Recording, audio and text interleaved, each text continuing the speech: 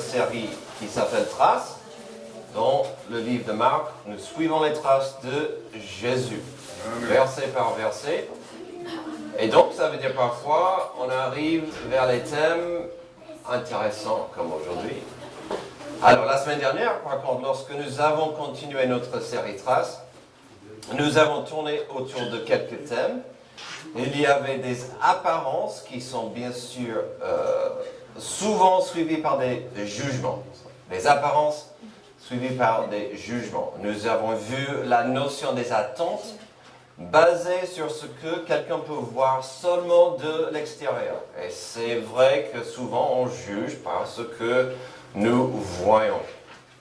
C'est comme ça fonctionne. Par exemple, avec des beaux jours qui arrivent, il serait normal de voir certains habits et présumer des choses. Par exemple, quelqu'un habillé comme ceci, en principe, ira à un endroit pour jouer au basket. C'est Monopole, non, pas aux échecs, mais au basket. C'est tout à fait correct, cette attente ou pas jugement, mais cette attente.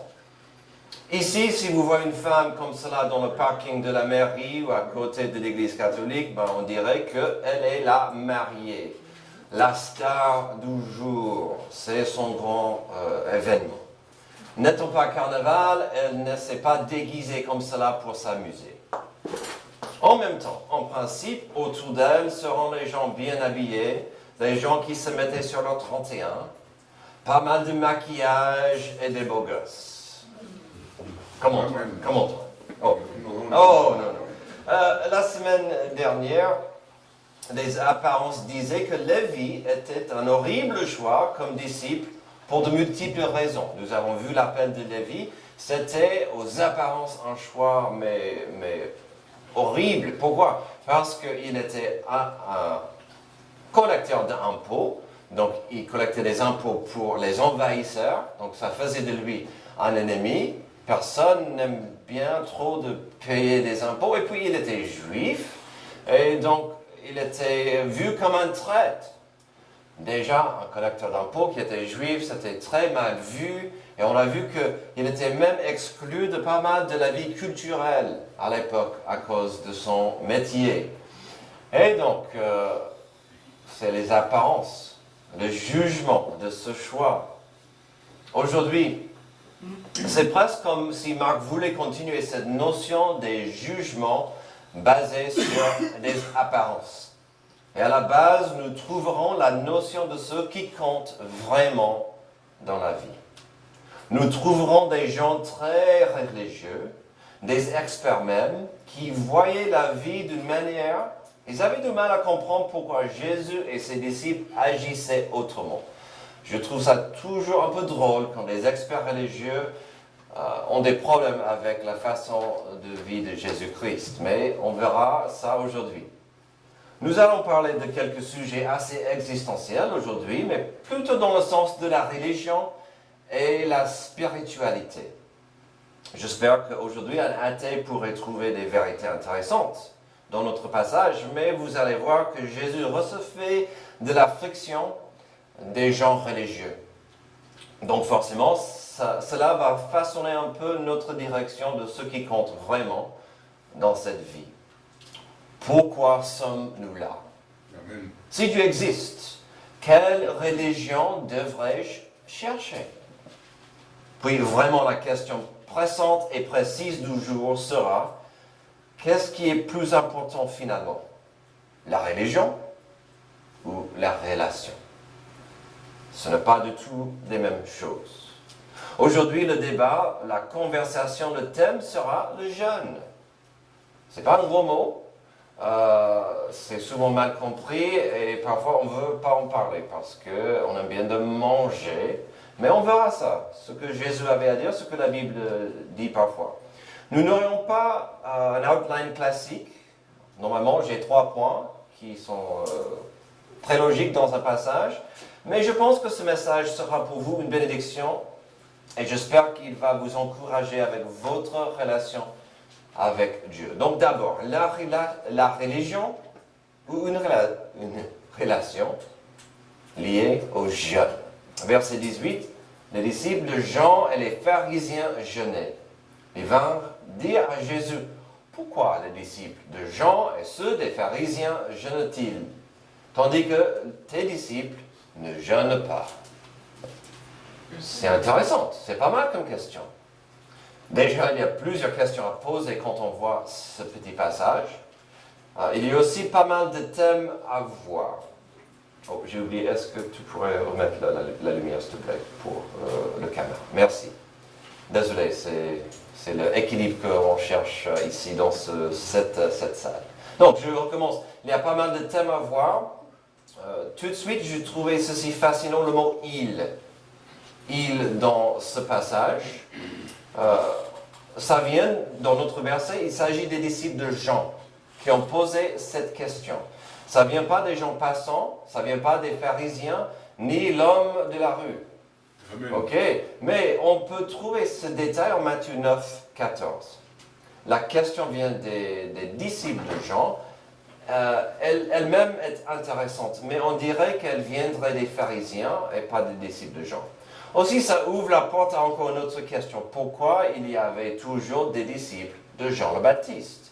Nous avons vu Jean le Baptiste il y a quelques semaines. Il était la porte-parole principale de Jésus-Christ et son message était « Le royaume de Dieu arrive, répentez-vous ». Et quand il a vu Jésus, il a dit « Voici l'agneau de Dieu qui ôte les péchés du monde ».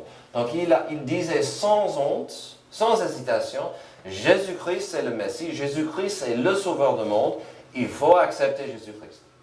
Alors pourquoi il avait toujours des disciples? On ne sait pas, la Bible ne dit pas. À mon avis, peut-être Jésus a dit, écoute Jean, j'aurai quelques disciples à côté de moi, tant que tu continues à donner ce message, et tes disciples donnent ce message, pourquoi pas avancer et dispersons-nous pour propager ce message de la repentance. Mais il y avait toujours ces disciples de Jean. Mais revenons aux jeunes et faisons une petite étude pour mieux comprendre de quoi on parle. Ça tombe bien car on en parle pas mal récemment et nous avons la possibilité de y pratiquer sur notre planning. Alors le jeûne, c'est quoi en fait? Le dictionnaire biblique Unger explique que le mot jeûne dans la Bible vient du mot hébreu tsum, qui signifie couvrir la bouche, ou du mot grec nestur, qui signifie s'abstenir. Dans la loi de Moïse, il y avait un seul jour annuel où c'était une attente nationale. Ça vient du Lévitique 16 et 29. Peut-être le jour le plus important dans l'année culturelle et cultuelle d'Israël, car c'était le jour d'expiation. Alors c'est quoi ce mot? C'était le jour où le grand prêtre suivait soigneusement des rites pour expier, couvrir pour payer le prix des péchés, le péché national du peuple. C'était beau, mais triste pour certains animaux, mais au moins le péché du peuple était couvert. Une journée par année, le péché du peuple était couvert. Pas enlevé, mais couvert par la miséricorde de Dieu. Dans les deux chapitres mentionnés, l'attente pour le peuple était plus sur du repos et dans leur réflexion, comme on devait agir le sabbat. Lévitique 16, 29 à 31, ça dit « C'est pour vous une prescription perpétuelle. Le 10e jour du 7e mois, vous vous humilierez. Vous ne ferez aucun travail, ni l'Israélite, ni l'étranger, en ce jour parmi vous. En effet, ce jour-là, on fera l'expiation pour vous afin de vous purifier. Vous serez purifiés de tous vos péchés devant l'Éternel. Ce sera pour vous un sabbat, un jour de repos, et vous vous humilierez. » C'est une prescription perpétuelle. Donc, l'idée, c'était d'être dans la soumission, l'humilité à Dieu. Ironiquement, Dieu n'a pas ordonné un jeûne dans ce passage, mais c'était compris dans l'ensemble de l'importance de la journée, et donc nous savons que c'était pratiqué. Alors, nous allons vite découvrir que le mot clé, l'attitude capitale pour le jeûne, c'est s'humilier. C'est l'humilité et la submission devant Dieu. De comprendre, c'est lui qui est plus important que moi. Alors, à part ce grand jour, nous pouvons constater ce que c'était pratiqué pour des raisons multiples et diverses. Nous avons beaucoup plus d'exemples dans l'Ancien Testament que dans le Nouveau. Dans l'Ancien Testament, on trouve souvent le jeûne lié à la repentance ou avant une décision importante ou devant une épreuve. Donc, ce sont les grands thèmes que nous voyons. Parlons avant une épreuve importante et lourde. Souvent, on voit un mélange de ces deux choses, c'est-à-dire une décision importante et une épreuve. Donc, repentance ou épreuve, décision importante. Donc, voici quelques exemples de cela. 2 fois dans le livre de Néhémie, il a jeûné. La première, c'était au début du livre, quand il pleurait pour l'état de Jérusalem. Il savait qu'il devait en parler au roi Artaxerxès. Donc, il devait faire un discours important au roi, une grande demande, et donc il a jeûné et prié. La deuxième fois, c'était pour chercher la paix de Dieu face aux besoins de la repentance du peuple. Daniel aussi a jeûné pour le péché du peuple, donc pour la repentance. Nous pouvons aussi lister la ville de Ninive dans cette catégorie, des gens qui jeûnaient conscients du besoin de la repentance. Donc voici quelques exemples. Je vous donne Néhémie 9, donc le 12e exemple de Néhémie. Le 24e jour du même mois, les Israélites se sont rassemblés pour un jeûne, habillés de sacs et couverts de poussière. Les Israélites de naissance se sont séparés de toutes les personnes d'origine étrangère et se sont présentés pour confesser leurs propres péchés ainsi que les fautes de leurs ancêtres. Ils se sont levés, chacun à sa place, et on a lu dans le livre de la loi de l'Éternel leur Dieu. Pendant un quart de la journée, pendant un autre quart, ils ont confessé leurs péchés et se sont prosternés devant l'Éternel leur Dieu. Donc ici, c'était plutôt corporel, c'était un groupe. Tandis que la plupart de Daniel 9, il est en train de parler à Dieu, lui seul, de combien son peuple a échoué malgré la fidélité de Dieu. Mais il y a toujours cette notion de la repentance dans l'humilité. Donc on va lire ce petit passage de Daniel 9. Je me suis tourné vers le Seigneur Dieu en le recherchant avec des prières et des supplications en jeûnant et en me couvrant d'un sac et de cendres. J'ai prié l'Éternel mon Dieu et je lui ai fait cette confession. Seigneur, Dieu grand et redoutable, toi qui gardes ton alliance, qui traites avec bonté ceux qui t'aiment, qui obéissent à tes commandements. Nous avons péché, nous avons agi en hommes pervertis, nous avons été méchants et rebelles, nous nous sommes détournés de tes commandements et de tes règles. Donc encore cette humilité, cette soumission, et de dire, comme on voit dans la prière modèle que Jésus a enseigné, notre Père qui est aux cieux, donc au-dessus de moi, que ta volonté se fasse ici sur terre comme au ciel. Donc il y a toujours cette notion correcte d'être dans l'humilité devant Dieu. Jonas 3, les habitants de Ninive crurent à Dieu, ils proclamèrent un jeûne et s'habillèrent de sacs depuis les plus grands jusqu'aux plus petits. Le roi de Ninive apprit la nouvelle, il se leva de son trône, retira son manteau, se couvrit d'un sac et s'assit sur la cendre.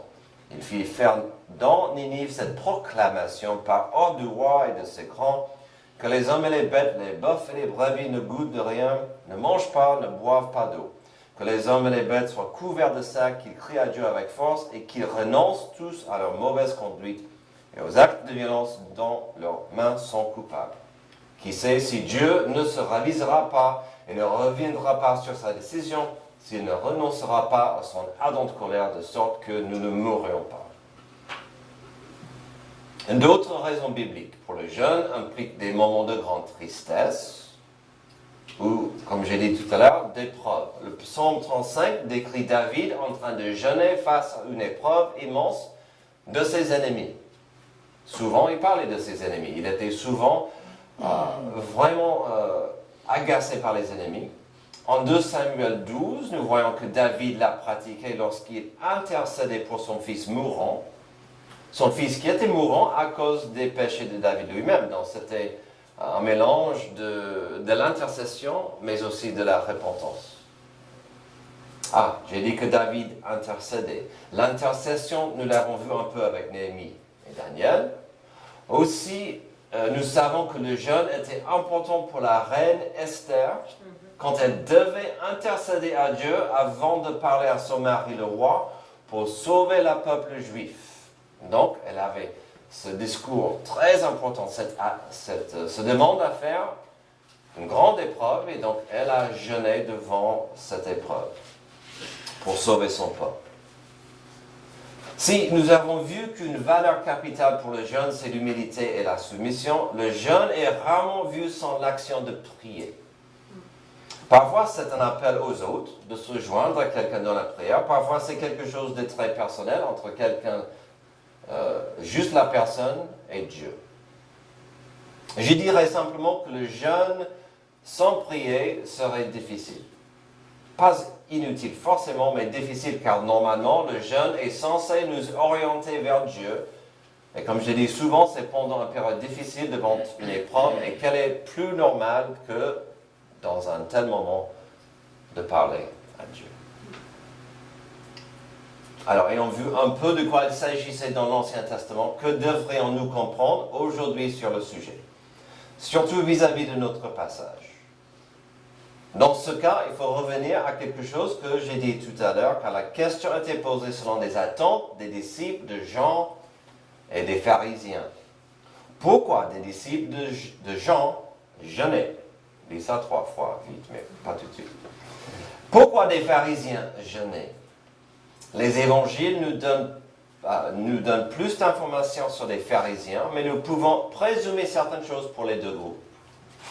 Voyons d'abord les 2 raisons possibles pour des disciples de Jean. Éventuellement, Jean se trouvait en prison à cause parce que, comme j'ai dit récemment, il était un marteau et pas un laser. Et Jean, il a martelé, il a prêché contre le petit roi Hérode et ses bêtises en tant que roi. Et si vous prêchez contre quelqu'un dans l'autorité, vous risquez des problèmes. Et Hérode l'a jeté en prison pour ça. Alors, est-ce que ses disciples priaient pour qu'il soit libéré?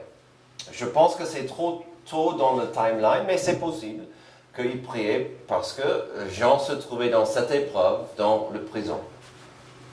Alors, il y a une autre possibilité. L'autre réponse à la question, pourquoi des disciples de Jean jeûnaient, c'est plus spirituel en nature. Certains pensent que Jean et ses disciples avaient hâte que Jésus instaure son royaume sur terre. N'ayant pas la vision divine de pourquoi Jésus est venu sur terre, la première fois, et la souffrance que ça impliquait, de telles personnes jeûnaient pour voir la venue du royaume. Et c'est un peu normal parce que Jean prêchait le royaume de Dieu arrive, Jésus prêchait que le royaume de Dieu arrivait, et donc ces gens peut-être jeûnaient pour voir Jésus sur le trône. Allez hop, arrête de se balader et de toucher les lépreux et va au trône. Et donc c'était peut-être pour ça. Ça nous mène aux pharisiens et pourquoi ils jeûnaient. Peut-être une raison pour laquelle ils jeûnaient, c'était pour encourager Dieu d'envoyer le Messie. C'était une attente. C'était quelque chose vraiment voulu à l'époque. Ils jeûnaient pour que Dieu écoute leurs prières et envoie le Sauveur. Pour impressionner Dieu avec le besoin d'instaurer encore son royaume sur terre afin de chasser des envahisseurs de Rome. Alors, s'ils jeûnaient pour cela, l'ironie quelque part, c'est que dans ce cas, ils partageaient le même désir que des disciples de Jean. Alors, étant des leaders spirituels du peuple, ils pensaient qu'ils auraient des places d'importance dans le royaume. Donc, leur désir n'était pas tout à fait honnête ni correct. Et peut-être ils priaient pour la même chose que les disciples de Jean, que le Messie vienne. Mais nous savons pourquoi la plupart des pharisiens jeûnaient. Et c'est là où on peut, et je dirais on doit faire attention, nous. Nous aujourd'hui, avec nos gestes et nos actions. Des pharisiens jeûnaient pour 2 raisons. Si une possibilité c'était de voir le royaume de Dieu arriver tout de suite, l'autre c'était par l'orgueil. D'être vu et apprécié par Dieu et par l'homme.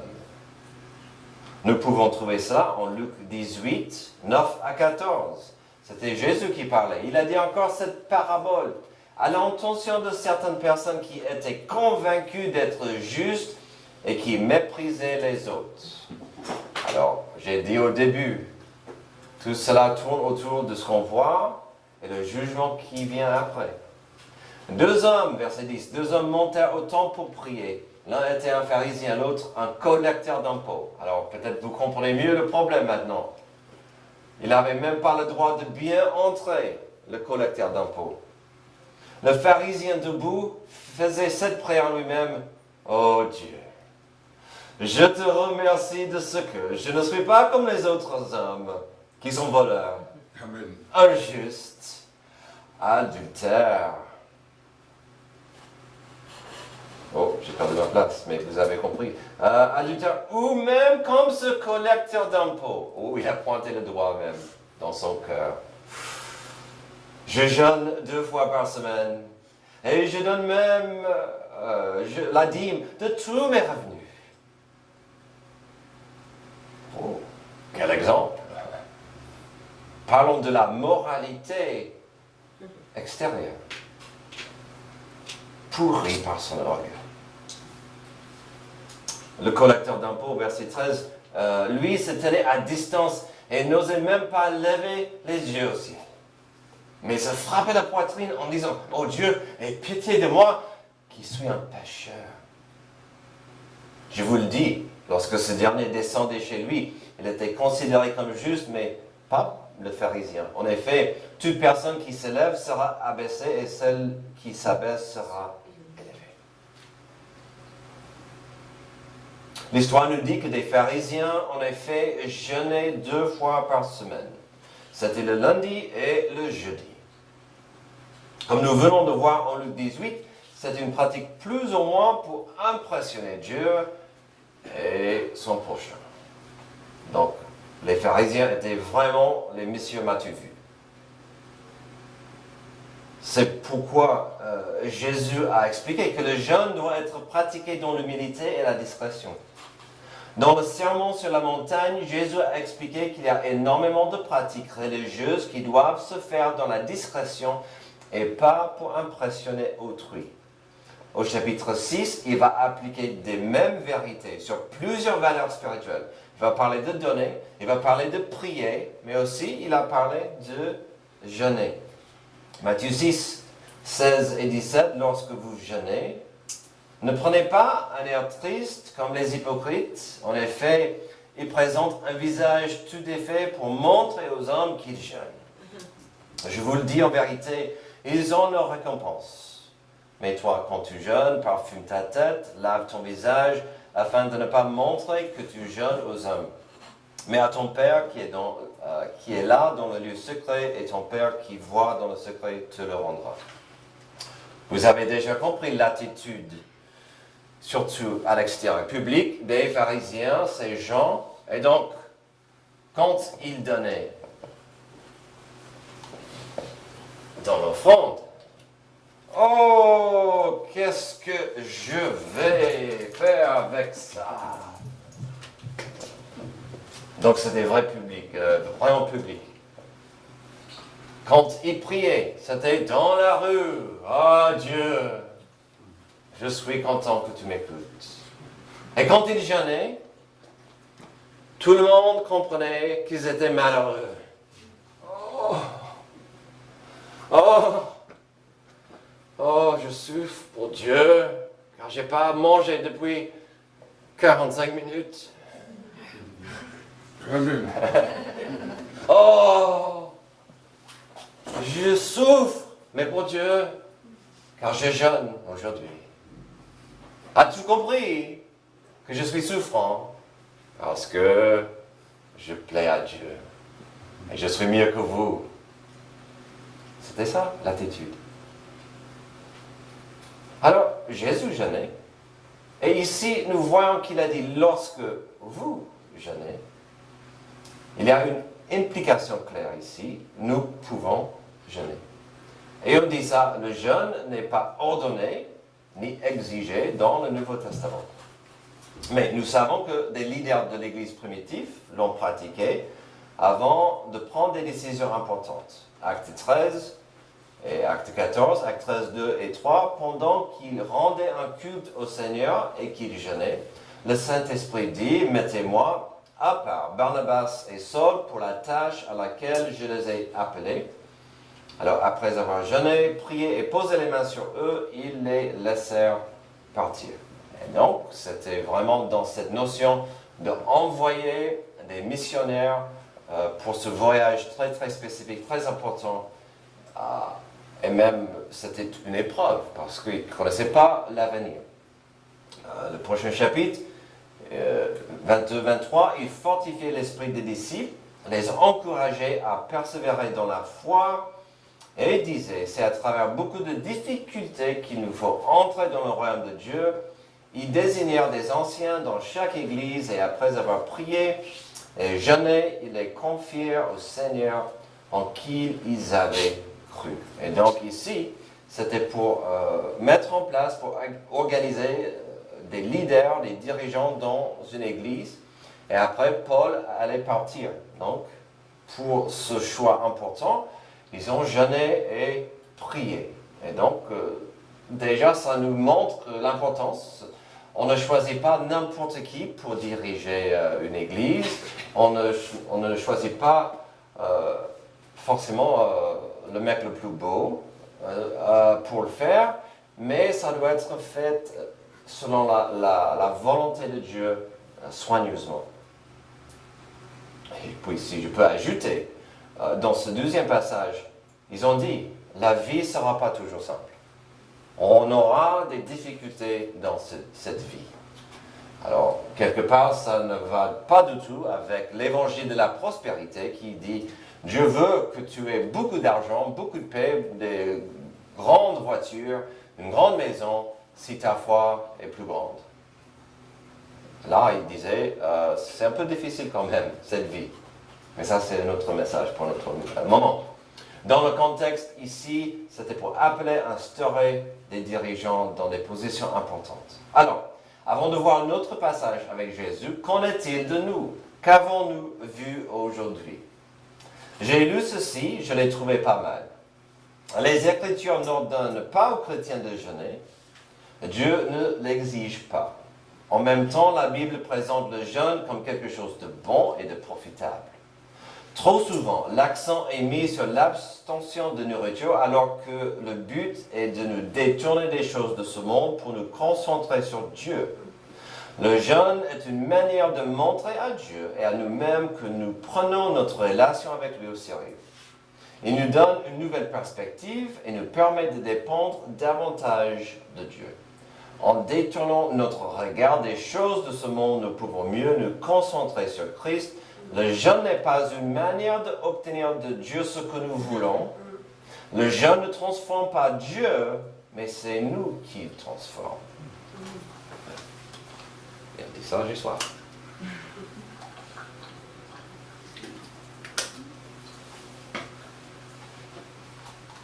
Alors, parfois, les gens aimeraient jeûner, parce que c'est ce que les gens doivent faire. J'espère que vous avez compris. C'est une bonne chose, mais il faut comprendre pourquoi. Et si aujourd'hui, dans l'Église, le pourquoi n'a pas Jésus au centre, c'est pas la peine. Alors revenons à Marc 2, pour voir comment Jésus a répondu à la question de pourquoi Jésus et ses disciples n'étaient pas connus pour le jeûne. Jésus leur répondit, « Les invités à la noce peuvent-ils jeûner pendant que le mari est avec eux? Aussi longtemps que le marié est avec eux, ils ne peuvent pas jeûner. Les jours viendront où le mari leur sera enlevé, et alors ils jeûneront durant ces jours-là. » Alors dans la culture juive de l'époque, les invités à un mariage n'étaient pas obligés à jeûner. C'est compréhensible car on célébrait cet événement heureux. Mais ne ratez pas la signification spirituelle de ce que Jésus disait. Sans honte, Jésus a expliqué qu'il était plus grand, est plus important que la loi de Moïse. Jésus a proclamé qu'il était le Messie. Il n'était pas que l'espoir de l'avenir, mais l'espoir, et pas que l'espoir pour aujourd'hui. Je recommence. Jésus a proclamé qu'il était le Messie. Il n'était pas que l'espoir de l'avenir, mais l'espoir pour aujourd'hui. Il disait clairement qu'il était le héros de l'histoire et qu'il était le marié de cette cérémonie joyeuse. Ironiquement, quelque part, il a aussi déclaré que si quelqu'un jeûnait afin de voir l'arrivée du royaume de Dieu, afin de voir la présence du Messie arrive, on devrait simplement accepter Jésus-Christ comme tel. Il disait, si vous jeûnez pour que le Sauveur arrive, me voici, acceptez-moi. Aussi, nous pouvons voir un aperçu de cela plus tard dans la Bible, lorsqu'elle enseigne que Jésus-Christ est la tête de l'Église. L'Église est son corps. Alors, la Bible dit, c'est un mystère. Jésus, c'est la tête de l'Église c'est son corps. Mais aussi, la Bible enseigne que Jésus est l'époux et l'Église est son épouse. C'est beau ça. Étant le marié dans son illustration, Jésus expliquait clairement que sa présence méritait de la joie dans le moment. C'était une célébration. Mais aussi, il a quand même expliqué qu'il partait et que son absence allait donner des occasions à ses disciples de jeûner. Si on rebobine un peu, on voit que Jésus dit, je suis là, faites en ma présence, mais je m'en vais et vous serez tristes. Il a terminé sa réponse avec ceci. Et c'était vraiment une bombe quand on se rend compte de ce qu'il dit. Mais ça devait être exprimé. Verset 21. Personne ne coud un morceau de tissu neuf sur un vieil habit. Sinon la pièce neuve ajoutée arrache une partie du vieux. Et la déchirure devient pire. Et personne ne met du vin nouveau dans les vieilles outres. Sinon les outres éclatent. Le vin coule et les outres sont perdues. Mais il faut mettre le vin nouveau dans les outres neuves. J'ai grandi toute ma vie en lisant ce passage et je n'ai pas trop compris. Ce que Jésus disait, c'est que la nouvelle dispensation, celle de la grâce, qui implique aussi l'âge de l'Église, allait remplacer totalement la dispensation de la loi. Amen. La plupart des 613 lois allaient devenir obsolètes après la mort et la résurrection de Jésus-Christ, le Sauveur du monde. Il y avait 613 lois, vous vous rendez compte? J'ai dit à ma classe ce matin, à mon avis, une des raisons pour lesquelles il y avait tellement, c'était pour un peu frustrer les gens, pour qu'ils comprennent, je n'arriverai jamais à avoir la paix avec Dieu en suivant des lois, en suivant une formule. Il faut la foi, il faut l'humilité, dans la miséricorde et l'amour de Dieu. 613 lois, et la plupart devenaient obsolètes. Il nous reste les 10 commandements, qui sont très utiles. La plupart devenaient obsolètes, et n'oublions pas que le contexte ici était le jeûne. Comme on a vu tout à l'heure, le seul jeûne obligatoire selon la loi était pour honorer le jour spécial de l'expiation. Jésus allait payer ce prix à la croix pour nous, et donc ce jour national ne devenait plus nécessaire. Le jour de l'expiation couvrait les péchés du peuple, tandis que le sacrifice de Jésus à la croix peut enlever complètement nos péchés. Donc au verset 21 et 22, Jésus expliquait que ça ne serait pas possible d'essayer de mélanger la loi de Moïse avec la grâce de Dieu qui venait en Jésus-Christ. D'ailleurs, c'est un thème, une vérité, éventuellement un problème que l'Église primitive devait combattre. Dans l'Église primitive, ils devaient faire face à ça. Parce que les Juifs disaient, mais on ne peut pas se mélanger avec des Grecs, des non-Juifs. Et après, dans l'Église, ils ont dit, oui, l'Évangile peut être partagé avec les Grecs, les non-Juifs, mais il faut accepter la circoncision. Ou il faut accepter certaines pratiques de la loi Moïse. Et donc, Jésus voulait que nous soyons clairs. On ne mélange pas la loi de Moïse avec la grâce. Comment c'est possible? Puis on revient à notre question du jour. Une religion avec ses attentes, ses lois, ses coutumes et ses pratiques n'aura jamais la réponse à la malédiction humaine. Choisissez votre religion, vous ne trouverez pas le remède à la malédiction humaine, qui est le péché. Nous sommes nés dans le péché, nous sommes nés avec ce vide dans le cœur, avec le cœur corrompu. Cette malédiction a besoin de la grâce de Dieu. Cette malédiction a besoin de ce que Jésus nous offre à la croix. Et sans cela, il n'y a aucune religion qui peut nous aider avec cette malédiction. C'est pourquoi Jésus-Christ a exprimé clairement que la loi se résumait simplement dans l'amour, ce qu'on appelle ici l'amour au carré. Quand il a dit, quelqu'un lui a dit, c'était un piège, avec 613 lois, maître, c'est quoi le plus important? Et vous voyez sa réponse. Ok, il y en a deux. Aimez Dieu avec tout votre être, sur chaque niveau de votre vie, avec votre cœur, avec votre intelligence, avec votre esprit. Aimez Dieu. Oh, et aimer ton prochain comme toi-même. Ça, c'est plus simple que 613, mais c'est pas simple. Heureusement, nous avons cette simplicité qui vient de la grâce de Dieu.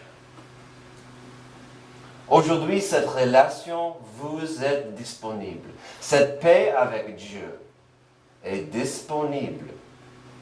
Qu'est-ce qui vous empêche d'aller plus loin dans votre relation avec Jésus-Christ? Quels obstacles se trouvent devant vous et la paix que Dieu vous offre dans cette relation merveilleuse? C'est à vous de voir. C'est à vous d'améliorer par la foi et l'obéissance votre relation avec Dieu. Car la Bible dit que ce n'est pas dans la religion que l'on peut plaire à Dieu. C'est en vivant par la foi qu'on plaît à Dieu. Alors, comment va votre foi en Jésus aujourd'hui? Comment va votre amour pour Jésus aujourd'hui? Quand vous réglez cette question, votre paix et votre amour pour votre prochain va s'améliorer. Prions. Merci Dieu pour ce passage qui nous rappelle de l'importance de l'humilité, de la submission et finalement de la simplicité de l'amour de Dieu pour nous. La simplicité du salut offert par Jésus à la croix. Aide-nous à comprendre cette vérité, aide-nous à comprendre la simplicité de cette foi qui nous mène à la croix, au Sauveur du monde, qui est mort à notre place pour nous sauver de cette malédiction. C'est dans son nom que je prie. Amen.